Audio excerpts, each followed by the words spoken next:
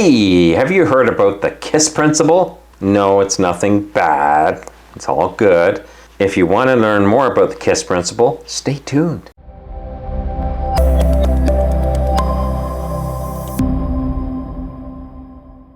Hey, Frank Thomas here from Wealth Generation Strategies, and today I'm going to be talking about the KISS principle. It's keep it simple, silly. You can say it other ways you want to, it's up to you, it's your business. Keep it simple, silly. This is, if you want to become wildly wealthy one day, is a principle you need to adopt into your personal work habit. There's two things here. The first one is there's lots of easy money that you can just pick up and just get, which is crazy, and a lot of people don't do it. There's a few reasons for that, but let's get into our points here. First off, I'm going to be honest with you. When you're looking at your job, there's going to be some tasks that you can do that you're very skilled at. You're really good at it. It's simple for you. It's simple. Let me tell you a little secret. The profit is in the simple. That's where the money is. My wife has a quilting business. She can be building a quilt for somebody at $30 an hour, or she can be quilting somebody's quilt at a much higher rate. I'm not going to tell you because that's her business. But I'm going to tell you it's a much higher rate. What would she rather do? She'd rather put the quilt together because it's more exciting, and we're going to get, that's kind of, I'm alluding into my second point. It's more exciting, but it's not as profitable. The simple always is profitable. Whenever she's just quilting quilts, it's the most boring thing in the world for her, but it's also the most profitable because she's so good at it and she's so fast at it and she's so proficient and she does such a good job that she can make money in her sleep doing this, and she can earn more than I do, and I've got all these certifications. I was actually saying to her the other day, I said to her, you got to give yourself more credit because, yeah, I know that you think this is boring and everything else, but I tell you something, wow, you know, you can earn more per hour than I do, and I'm working on high-tech computer stuff. And it's not that quilting's simple. Your education has been the last 15, 20 years of just doing it, and I've done that too, but you've exceeded my earning potential, so you should do it. But, you know, that alludes to the second point. Why don't we do it? Why don't we want to do that, regardless of whatever our career is? Because it's boring. It can be really, really boring because for us, it's simple.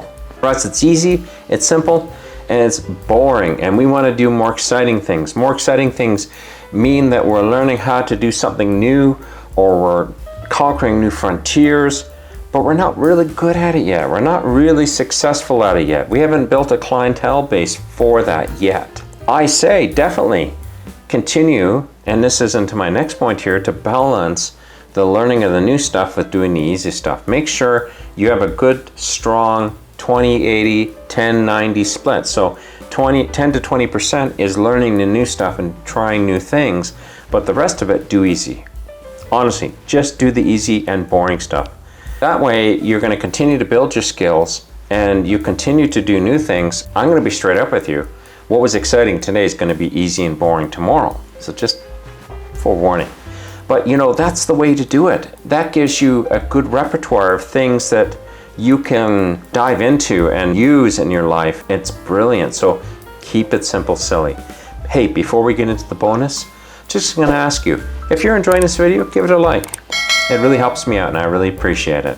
Let's get into our bonus. How can you accelerate your learning?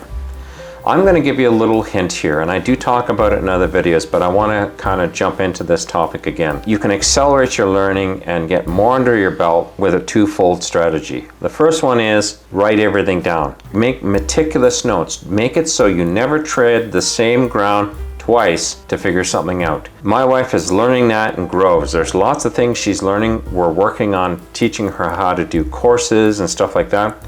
And she's frustrated because she has to go and learn the same thing for the third or fourth time. I say to her, let's make good notes. Do the best you can, but make notes that are good for you. I had somebody just recently ask me, well, what should I write down? And I say, write down what's important to you that you need to remember. Don't just use your noggin to try to remember everything. The second thing is seek to become a mentor. Seek mentorship always, regardless of your age, but seek to become a mentor too. That way, you don't only have the ideas kind of floating around in the ether in your brain, you've actually got to speak them out. When you speak them out and you share them with other people, you got to put meat, so to speak, on those bones of ideas. What that does is it helps you really sort your ideas out. And you might actually be able to build secondary streams of income with those ideas by writing them down. Books, courses, just saying.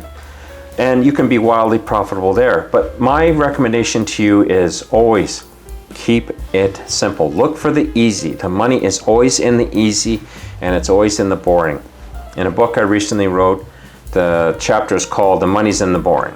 And it's true, because whenever I do boring tasks, I make the most money because it's easy for me. Hope you enjoyed this video. If you are still watching and you'd like to watch another video, I have a video, and it doesn't matter how old you are. This is really oriented towards people who are in their 60s. But if you're in your 20s, 30s, 40s, or 50s, great video to watch. It'll be a real eye-opener. I'll leave it at that. Go check it out. You'll see it in the credits here. Thanks a lot, and we'll see you there. Bye-bye.